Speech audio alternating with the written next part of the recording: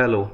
नमस्कार दोस्तों, कैसे हो दोस्तों। सामान्य वित्तीय लेखा नियम अपनी टॉपिक चल रहा है और सामान्य वित्तीय लेखा नियम दोस्तों जूनियर अकाउंटेंट का आप जल्दी ही आपके सामने रिजल्ट भी आने वाला है। और दोस्तों अपन ने कट ऑफ बताई थी, सीटी की कट ऑफ बताई थी और अपन ने कहा था कि ये वीडियो के स्तर पर इसमें भी 50% से अधिक वालों को पास किया जा सकता है। तो कुछ लोगों ने इस बात का मेरी का विरोध किया था। और विरोध किस प्रकार किया था कि कुछ लोगों ने कहा था कि नहीं, 15 गुना ही पास किए जाएंगे, 15 गुना से अधिक पास नहीं किया जाएंगे। लेकिन वही वापस से संभावना बनती आ रही है जो मैंने कहा था कि एक नीचे का स्तर, एक क्राइटेरिया निर्धारित करके और फिर बच्चों को पास किया जाएगा। तो दोस्तों ये एक पात्रता परीक्षा है, तो इसको एक पात्रता परीक्षा ही बना के रखने का प्रयास किया जाएगा। अगर इसमें 15 गुना वाला प्रावधान अगर लागू करेंगे तो आप मान के चलिए ये तो एक आरएस का प्रीलिम्स की तरह हो जाएगा। तो इसको पात्रता परीक्षा को एक पात्रता ही बना के रखेंगे। तो दोस्तों अपन टेंशन ना लें, जिसके भी 50% से अधिक मार्क्स हैं दोस्तों वो सब जूनियर अकाउंटेंट की तैयारी कर सकते हैं। दोस्तों सामान्य वित्तीय लेखा नियम के लिए मैं आपके समय साथ हमेशा हाजिर हूँ। और इसके बाद जैसे ही अपना सामान्य वित्तीय लेखा नियम कंप्लीट होगा तो आप सबकी रिक्वायरमेंट के आधार पर अपन दूसरा सब्जेक्ट पढ़ाएंगे। दोस्तों मैं समय कम दे पाता हूँ, इसके लिए मैं क्षमा चाहूँगा। मैं आपको 1 घंटे की क्लास ले पाता हूँ, अन्यथा मैं आपको हो सकता है पूरा सिलेबस करा देता निःशुल्क, लेकिन क्षमा चाहूँगा इस बात के लिए कि मेरे पास समय नहीं मिल पाता मुझे। तो जो समय मेरे को मिल रहा है उस समय में मैं आपको सिर्फ एक क्लास करा रहा हूँ। जैसे ही अपने सामान्य वित्तीय लेखा नियम कंप्लीट हो जाएगा उसके बाद अपना दूसरा सब्जेक्ट शुरू करेंगे। और अगर अपने को फिर भी समय बचेगा, एग्ज़ाम होने में टाइम लगता है, जैसे 3-4 महीने का समय मिलता है, तो और अपने को समय मिलता है तो उसमें अपन फिर एक और सब्जेक्ट कर लेंगे। तो इस प्रकार से मैं आपकी मदद करने का प्रयास करूंगा। और मैंने सामान्य वित्तीय लेखा नियम इसलिए उठाया सबसे पहले क्योंकि मुझे पता था कि दोस्तों ये आपके लिए एक नया सब्जेक्ट है, आपने पहली बार देखा है ये टॉपिक, तो आपको इसके लिए क्लास की आवश्यकता होगी। जीके का पहले पोर्शन का तो आप अपने आप सेल्फ स्टडी से भी आप तैयार कर सकते हैं। पहला पेपर, सेकंड पेपर में सामान्य वित्तीय लेखा नियम जैसे ही कंप्लीट होंगे अपन नवीन क्लास देखेंगे। तो सामान्य वित्तीय लेखा नियम में अपन दोस्तों आगे बढ़ते हैं और नियम संख्या 84 को समझिएगा। मैं उम्मीद करता हूँ आप एक एक नियम को आराम से समझेंगे। तो नियम संख्या 84 क्या कहता है दोस्तों, सबसे पहले देखिएगा।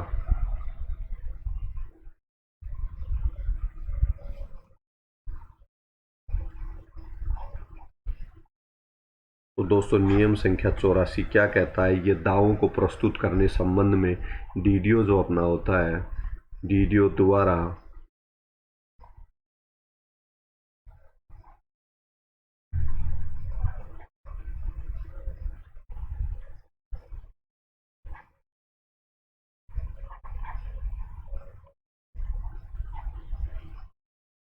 करते समय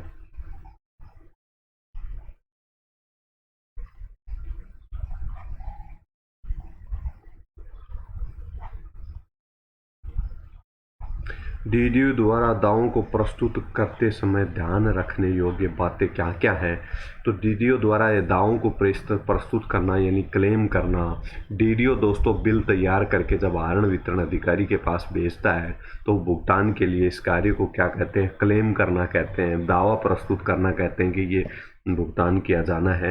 तो इसके संबंध में वो अपने पूरे कागजात प्रस्तुत करता है भुगतान के संबंध में। जब आहरण वितरण अधिकारी उस सब से संतुष्ट हो जाता है और आवश्यक रिक्वायरमेंट कागज बिल में आवश्यक सभी पूर्तियाँ कर दी जाती है, खाना पूर्तियाँ कर दी जाती हैं, तो उसके बाद जो अपना आहरण वितरण अधिकारी होता है वो उसका बिल का भुगतान कर देता है। तो सबसे पहले अपन भुगतान से संबंधित दावों को प्रस्तुत करते समय क्या क्या बातें के डीडीओ को ध्यान रखनी चाहिए। तो सबसे पहले तो दोस्तों नंबर 1 क्या करेगा जब बिल प्रस्तुत करता है।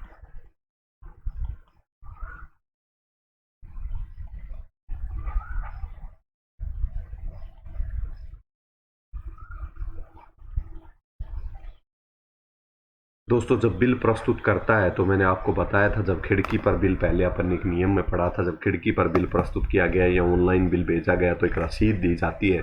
तो सरकारी दावों पर आहरण वितरण अधिकारी को क्या कर लेना चाहिए, रसीद प्राप्त कर लेनी चाहिए।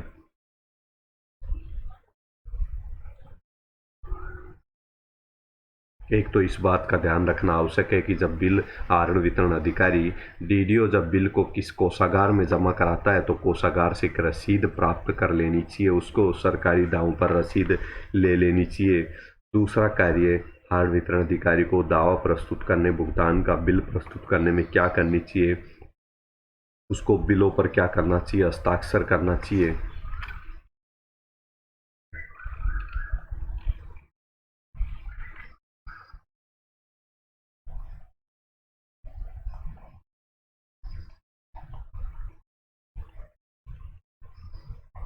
बिलों पर क्या करेगा, हस्ताक्षर करेगा, और हस्ताक्षर करने के बाद ये चेक करेगा कि इसको बिल पंजिका में जो अपन ने बिल पंजिका के संबंध में जो नियम अपन ने नियम संख्या 83 कल पढ़ा था, तो बिल पंजिका जो GA 24 के फॉर्मेट में रखी जाती है में दर्ज किया गया है या नहीं, ये सुनिश्चित करेगा। दर्ज कर लिया गया है ये सुनिश्चित करेगा। और आहरण वितरण अधिकारी क्या करेगा, कोषागार में बिल भेजा गया, ये तीनों बात सुनिश्चित करेगा। सबसे पहले तो जमा कराने की रसीद प्राप्त कर लेनी चाहिए। दूसरी सावधानी क्या करेगा, बिलों पर हस्ताक्षर करेगा। बिल पंजिका में GA 24 में जो रखी जाती है कार्यालय में, सब प्रत्येक कार्यालय में, तो उस पंजिका में बिल को दर्ज कर दिया गया है नहीं कि ये बिल भेजा गया, तो दर्ज कर दिया गया है नहीं, कोषागार में बिल भेजा गया है या नहीं, ये तीनों बात सुनिश्चित करेगा। इसके अलावा क्या करेगा, 2 सप्ताह में क्या करेगा, एक बार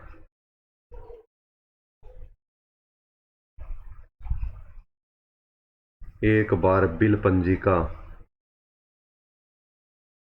2 सप्ताह में एक बार बिल पंजिका का क्या करेगा, निरीक्षण करेगा। बिल पंजिका का क्या करेगा, बिल पंजिका का निरीक्षण करेगा। 2 सप्ताह में एक बार बिल पंजिका का क्या करेगा, निरीक्षण करेगा। चेक प्राप्ति पर कैशियर को सुपुर्द करना। अब चेक प्राप्त हो गया दोस्तों, बिल पास हो गया कोषागार में और चेक आहरण वितरण अधिकारी को प्राप्त हो गया, तो वो क्या करेगा, कैशियर को सुपुर्द किया गया है नहीं,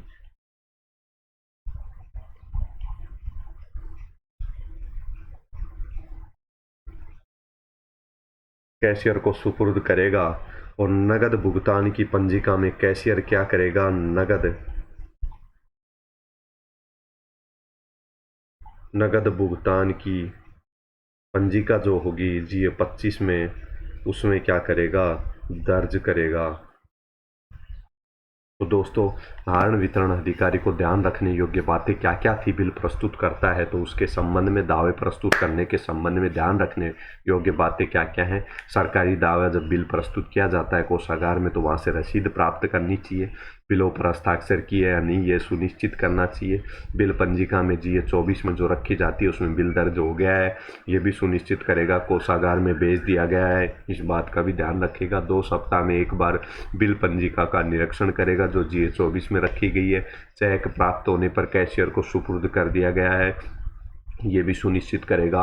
और नगद भुगतान की पंजिका में कैशियर क्या करेगा, उसको दर्ज करेगा, चेक जो प्राप्त हुआ है उसको। अब नियम संख्या 84 अपन ने देखा। अब दोस्तों, नियम संख्या 84 का आप स्क्रीनशॉट ले लीजिए, साफ शब्दों में आपके सामने उपस्थित है।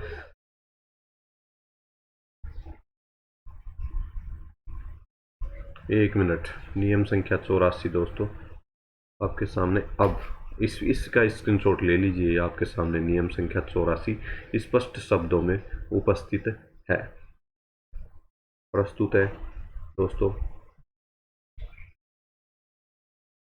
2 पेज हैं दोस्तों 84 के, स्क्रीनशॉट ले लीजिए जो अपन ने अभी पढ़ा है। एक पेज ये हो गया और एक पेज ये हो गया। अब अपन देखेंगे नियम संख्या 85।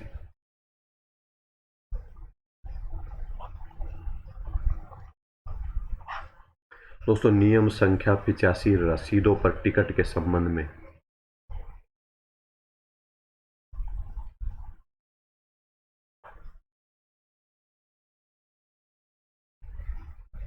तो दोस्तों रसीद पर टिकट लगाने की आवश्यकता, जो रसीद जारी की जाती है कोषागार से भुगतान के संबंध में या बिल प्रस्तुत करने के संबंध में, तो दोस्तों रसीद पर क्या लगी हुई होती है, डाक टिकट के रूप में एक कोषागार के लिए टिकटें होती हैं, वो टिकटें लगी हुई होती हैं। तो 5,000 से अधिक का एक मुश्त भुगतान पर रसीद टिकट लगानी आवश्यक होगी। तो दोस्तों कितने हज़ार, 5,000 रुपये से अधिक का अगर नगद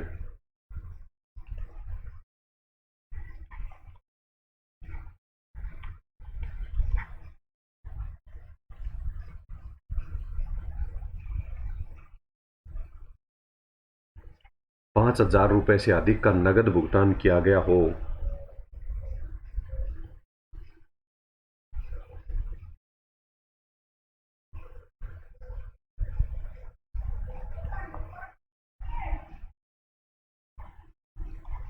तो रसीद टिकट लगानी होंगी।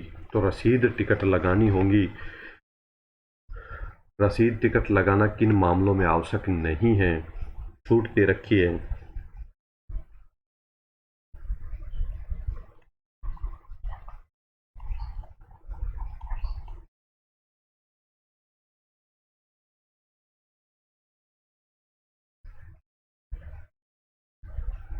तो दोस्तों रसीद टिकट लगाना आवश्यक नहीं है, वो मामले कौन कौन से मामलों में रसीद टिकट लगाना आवश्यक नहीं है।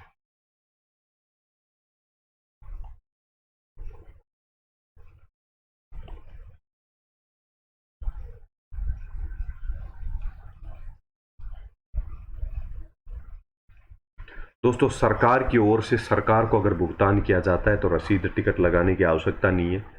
सहायता दी गई है या अनुदान दिया गया है तो भी रसीद टिकट लगाने की आवश्यकता नहीं है।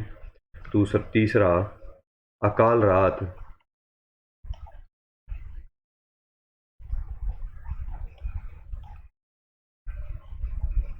अकाल राहत कार्य में मजदूरी दी है तो भी टिकट लगाने की आवश्यकता नहीं है। और इसके अलावा कर्मचारी को सीधे खाते में भुगतान किया गया है, अकाउंट में पैसे भेजेंगे, क्योंकि दोस्तों नगद 5,000 रुपये से अधिक के भुगतान में ही डाक टिकट लगानी आवश्यक होगी। तो खाते में सीधा भुगतान हो रहा है कर्मचारी को, तो उसमें भी डाक टिकट लगाने की आवश्यकता नहीं होगी, टिकट लगाने की आवश्यकता नहीं होगी। और जो ये 5,000 रुपये की राशि है ना, ये शुद्ध राशि है, शुद्ध राशि, शकल पे नहीं, शुद्ध पे, नेट भुगतान पे की बात हो रही है। ये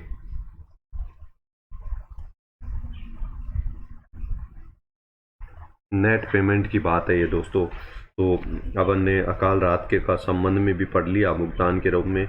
और मनी ऑर्डर द्वारा अगर रसीद प्राप्त की जाती है,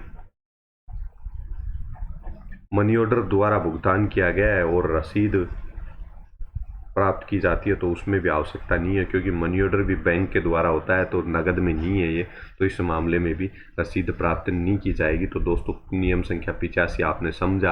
अगर आपको एक बार फिर से अपने क्विकली रिवीजन करते हैं, रसीद पर टिकट लगाने की आवश्यकता कब होगी, जब 5,000 रुपये से अधिक का भुगतान नगद किया जाएगा किसी व्यक्ति को, तो रसीद टिकट लगानी आवश्यक होगी। किन किन मामलों में छूट दे रखी है, सहायता और अनुदान की राशि चाहे 5,000 रुपये से अधिक की किसी को भुगतान किया गया हो तो टिकट लगाने की आवश्यकता नहीं है। सरकार अपनी ओर से सरकार के किसी एक विभाग से दूसरे विभाग को बिल का, जैसे मान लीजिए शिक्षा विभाग के द्वारा विद्युत कनेक्शन है शिक्षा विभाग के अंदर और उसके बिल का भुगतान किया गया है विद्युत विभाग को, तो नगद में अगर राशि दी गई है, नहीं सरकार की ओर से सरकार को अगर भुगतान किया गया है तो उस मामले में भी टिकट लगाने की आवश्यकता नहीं है। सहायता अनुदान के मामले में, अकाल राहत के मामले में कर्मचारियों को बैंक में सीधा राशि भेज दी तो केवल डाक टिकट लगाने, सॉरी, रसीद पर टिकट लगाने की आवश्यकता केवल कब होती है, जब नगद में 5,000 रुपये से अधिक का भुगतान किया जाता है। तो कर्मचारी को सीधे खाते में भेज रहे हैं तो यहाँ लगाने की आवश्यकता नहीं है। मनी ऑर्डर भी बैंक के द्वारा भेज रहे हैं तो सीधे नगद भुगतान नहीं है, तो इस मामले में भी डाक टिकट लगाना आवश्यक नहीं है दोस्तों। तो अब आप स्क्रीनशॉट ले सकते हैं। नियम संख्या 85 आपके सामने प्रस्तुत है। अब अपन दोस्तों देखेंगे आगे का नियम।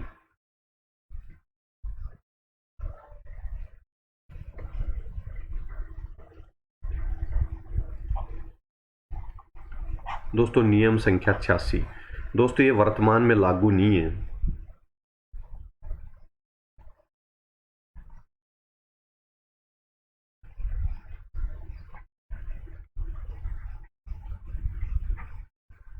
दोस्तों नियम संख्या 86 वर्तमान समय में लागू नहीं है, और लागू नहीं होने का कारण क्या है कि यह प्रासंगिक हो गया है, वर्तमान समय में इसका उपयोग खत्म हो गया है, तो इसलिए कुछ समाप्त कर दिया गया। वर्तमान में नियम संख्या 86 लागू नहीं है। एक ये कार्यकारी तो आदेश है राज्यपाल के, तो किसी भी नियम को राज्यपाल कार्यकारी आदेश जारी करके निष्प्रभावी कर सकता है, तो नियम संख्या 86 को निष्प्रभावी किया गया है। तो अपन नियम संख्या 87 देखेंगे अब।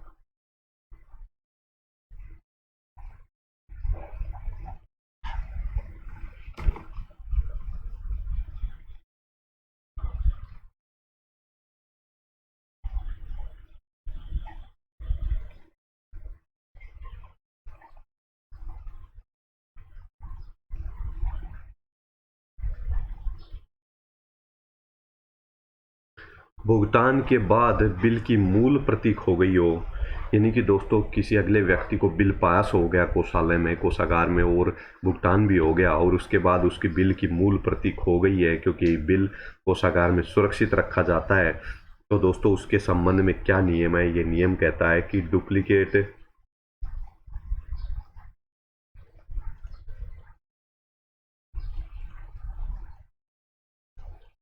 डुप्लीकेट बिल नहीं बनेगा। सिर्फ डीडीओ क्या करेगा,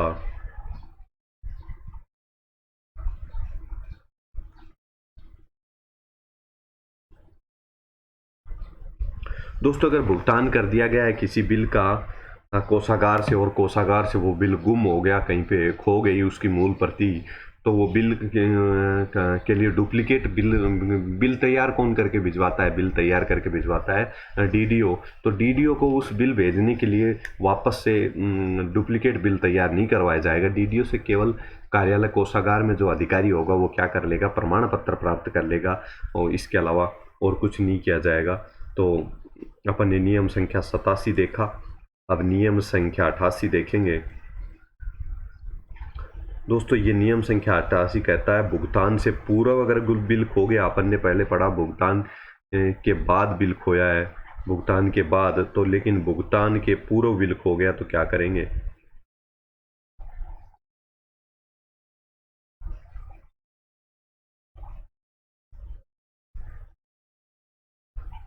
भुगतान के पूर्व बिल खोने पर क्या कार्रवाई की जाएगी?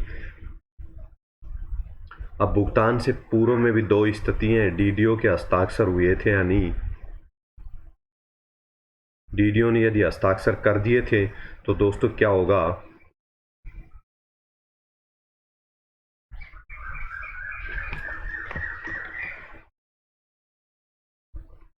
हस्ताक्षर करने दिए थे तो क्या करेगा डीडीओ? क्या करेगा डीडीओ?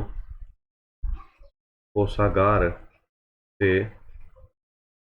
भुगतान नहीं करने का पत्र प्राप्त करेगा, भुगतान नहीं करने का प्रमाण पत्र प्राप्त कर लेगा कोषागार से। कोषागार को एक तरह से सूचित हो जाएगा, ये प्रमाण पत्र लेने जाएगा कि बिल खो गया है, तो इसमें भुगतान नहीं करने का प्रमाण पत्र दे दीजिए, तो उनके पास वो डिटेल रख लेंगे।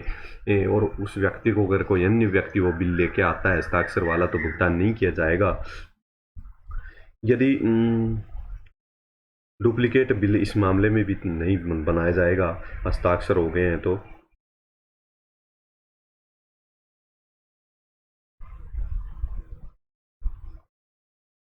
और यदि डीडीओ से क्या हो गया,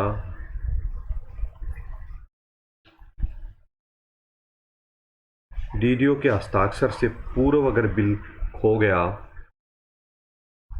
डीडीओ के हस्ताक्षर से पूर्व यदि बिल खो गया, तो डुप्लीकेट बिल क्या किया जाएगा, जारी किया जाएगा नहीं किया जाएगा, उसको भी बॉन्ड भरवा लिया जाएगा कर्मचारी से। क्या किया जाएगा, जिस व्यक्ति को भुगतान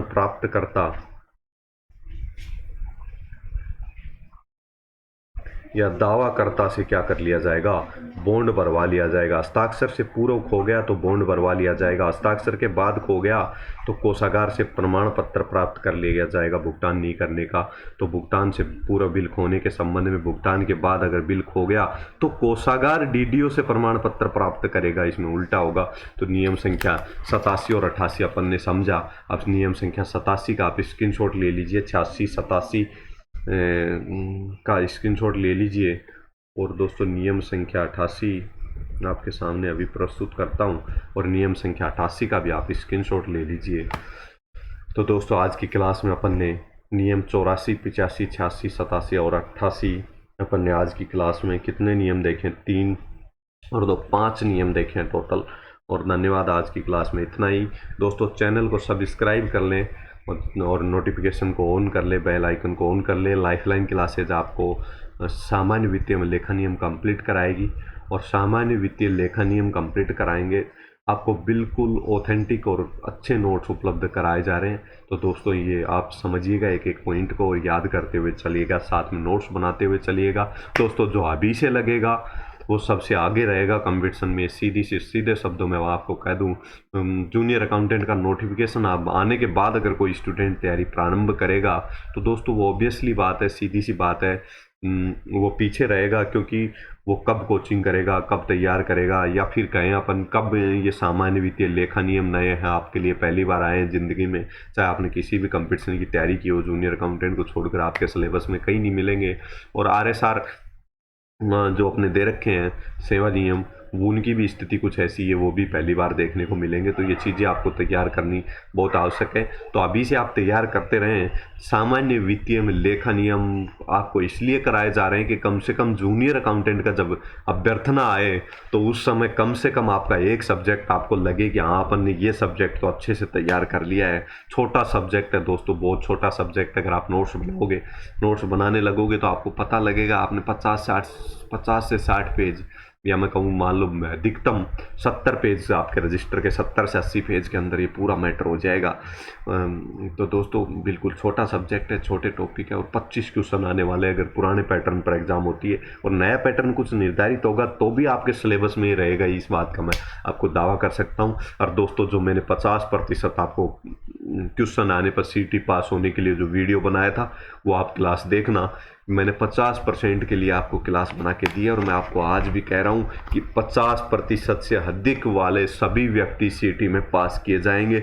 मैंने ये पहले दावा किया था तो कुछ लोगों ने इस बात का विरोध किया था, लेकिन दोस्तों आज भी स्थिति वही बनेगी, क्योंकि मैंने जो कट ऑफ डाली थी एलडीसी की वो भी बिल्कुल सही गई है। और अब मैंने आपको कह रहा हूँ जूनियर अकाउंटेंट के बारे में अपन ने जो डाला है,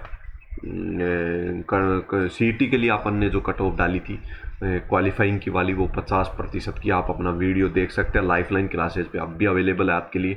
और जब रिजल्ट आए सीईटी की, जब कट ऑफ डिक्लेयर हो तो आप देखना 50% वाले से अधिक वाले बच्चों को तो 100% पास किया जाएगा। उससे कम होगा या नहीं होगा ये तुम भविष्य पर निर्भर करेगा, भविष्य के गर्त में। तो दोस्तों अपन सामान्य वित्तीय में लेखा नियम करने। दोस्तों चैनल को सब्सक्राइब कीजिए, मैं आपके लिए बहुत मेहनत कर रहा हूँ दोस्तों।